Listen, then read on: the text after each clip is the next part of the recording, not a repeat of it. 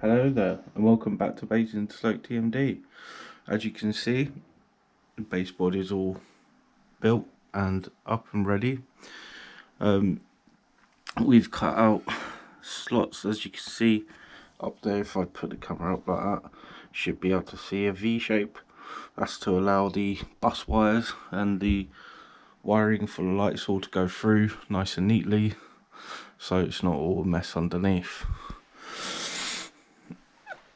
It's just roughly, track's just roughly put out at the moment. I'm trying to find where I put the rest of the points. But yeah, so at the moment it's not fully planned out yet. It's just mainly get everything together, get it all ready and start building it. Like I said before, the controller I'm using is the Batman Dynamics command station. This is with the Pro box. This ain't the latest one. This is the first model they made and all that. As you can see, there's no port at the back for computer. Yeah, it's good for, say, like a programming track or a really small layout. But like I said before, that is the downfall of it, is depending the lighting. Like, I've changed the lighting in here. I've got LED lighting that's brighter, so hopefully that'll help with the lighting on the layout. But hopefully it won't affect that. If it affects that, then we've got an issue, and we've got to change lighting again or something. That's not going to affect it, but hopefully we'll be changing to a different controller unit. But I'll keep this one for programming and all that. They're handy just for using programming and all that, so they're handy, you know. Just keep it, use it for testing low codes and all that. But it's still good for beginning and starting off of a layout, so they're not, you know, they're not worthless or useless. They're still good for beginners. I would just say, just, you know, just careful with the lighting. It's the only thing that really bugs it. Direct sunlight, that does it. But yeah, as you can see, got some ballast. This was at the railway show in February, March. Yeah, the Basingstoke one. That's where I met everyone. Susanna, New Junction, End Trains. Oh god, there's so many of them. Pretty much all of them.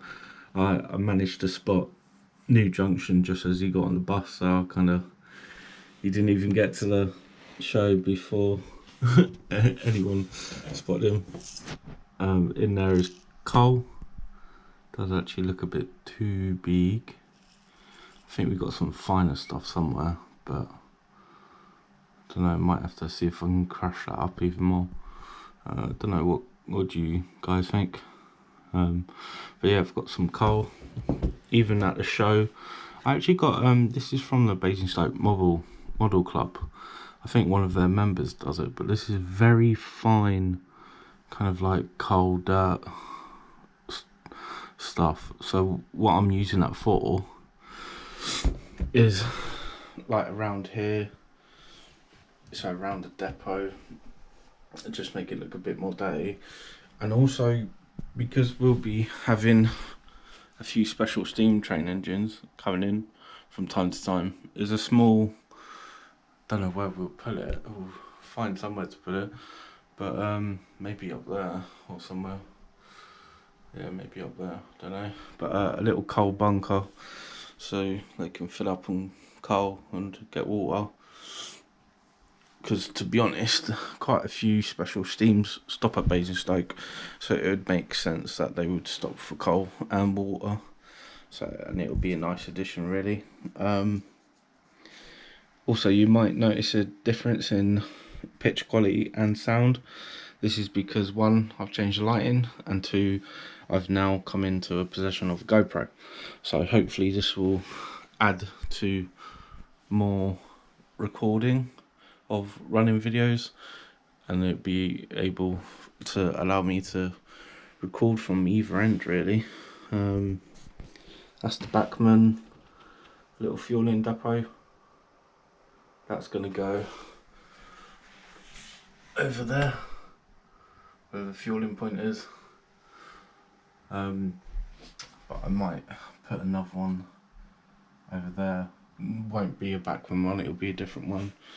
I do like the backroom one, but I think I'll try and scratch build something, or buy I think Nightwing kits do it, I can't remember, but they do one. There's more of the track. But yeah, it's up and ready to be built. It's just a matter of digging everything out of the storage boxes and getting it ready to use. I've got to say I've got some foliage in there, so we'll be making sure there's foliage and different stuff and scenery, and yeah, it's going to be good. I'm really excited. Been getting all the points out. All the points are Electro Frog. So I'll probably do a video on wiring them up. I know loads of people have, but if you want me to, I can do one. Progress is going to be a bit slow. I'm quite busy at work at the moment, so I need to get on with that and sort that out. But yeah, it's stage 2, as they say. So yeah, really excited. Don't know where to start really, but we'll probably find all the points and then start laying it out and get ready for drilling the holes for the point motors. I did have the Pico low power points. They're green instead of the black, and it was so it didn't draw too much power off the main bus, as far as I could tell. There you go, you can see the red light from the GoPro. But now I've changed my mind. I don't know if I want to use the Pico ones.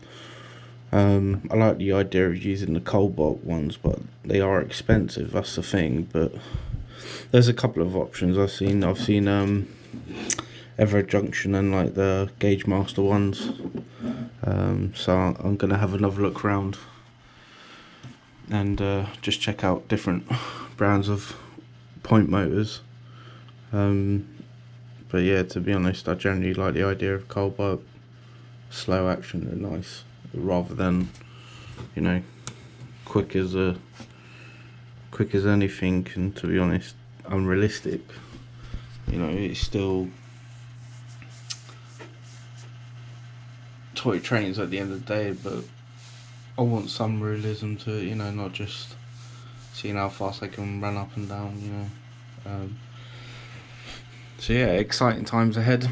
Hopefully what I'm planning to do with the shed is build some roof trusses inside, just to make it a bit more realistic, and put lights in it as well, so it'll look a bit more better.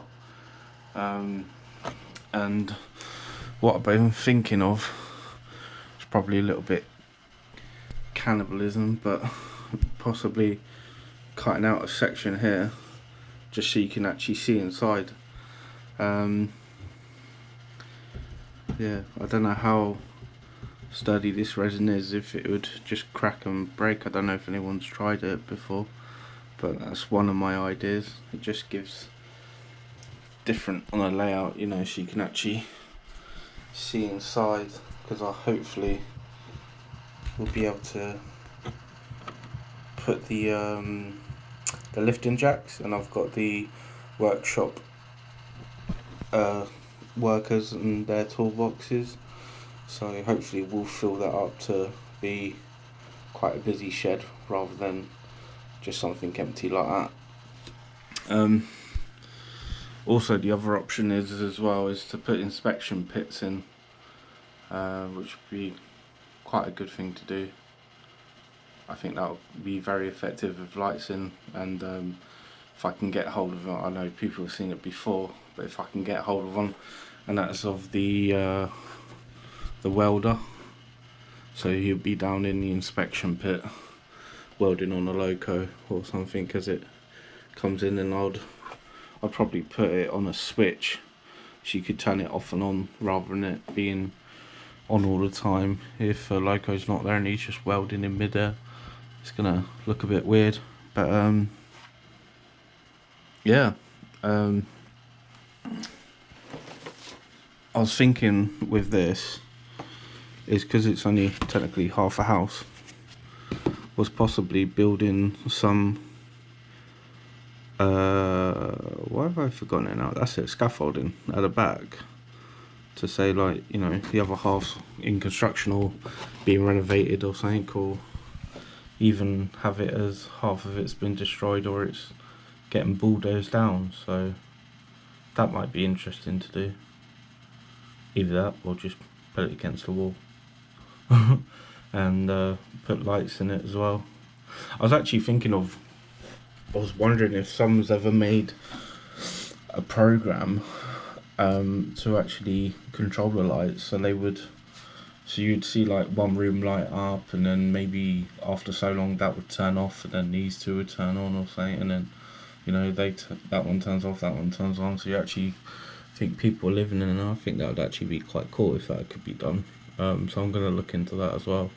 I want to make it so it's not just about the yard. There's going to be little things in the scenery to look at and actually watch. There's a bit of damage to the wall where it's quite a tight fit. Literally, I might have to cut some off because I cannot budget. It is that tight, so at least we know it's not going to wobble or move.